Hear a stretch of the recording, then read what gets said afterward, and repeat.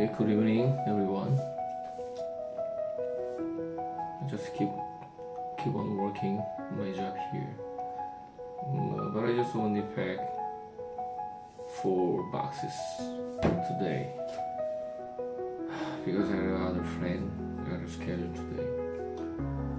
Despite that, I'm still feeling tired.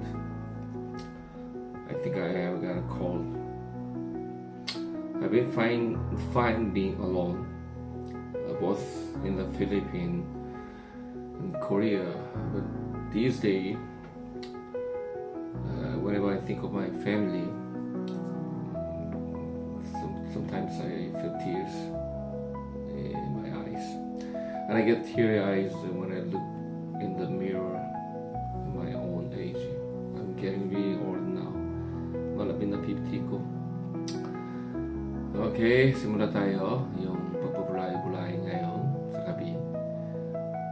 Higit kaysa sa ginto.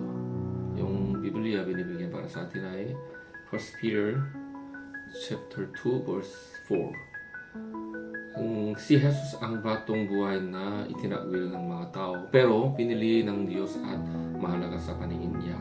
Amen. Higit kaysa sa ginto. Ito na papagandang sa daily bread na yun.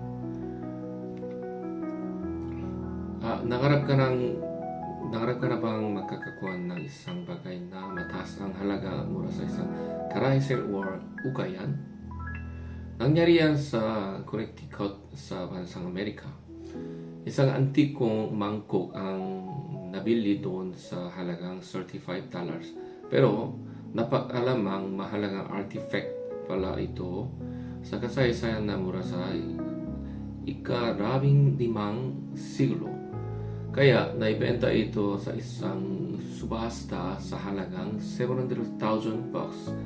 Paalala ito sa atin na may mga bagay na inaakala nating walang halaga, pero mataas pala ang halaga.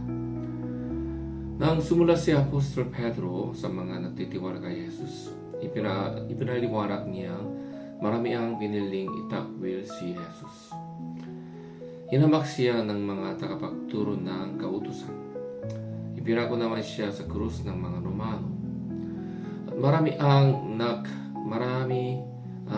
nakmaliit kay Jesus dahil hindi tulad niya ang inaasahan nilang maliligtas sa kanila.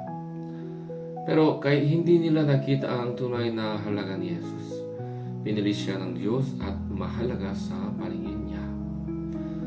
At para naman sa mga nagtitiwala sa Kanya, higit sa ginto at pilak ang Kanyang halaga.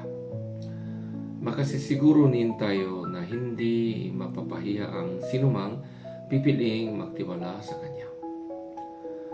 Marami ang piniling baliwalain ang halaga ni Jesus.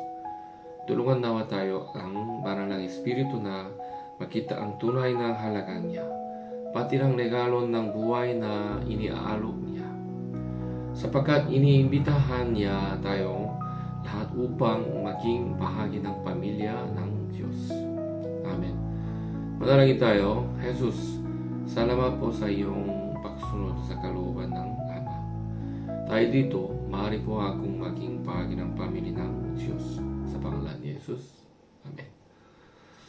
Habang binabalikan mo ang iyong araw ay pagnilayan ang tanong na ito.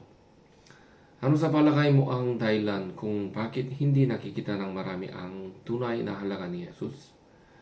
Paano mo sila matutulungan makita ito upang may bahagi ang mga biyayang kalakip ng pagtitiwala sa Kanya?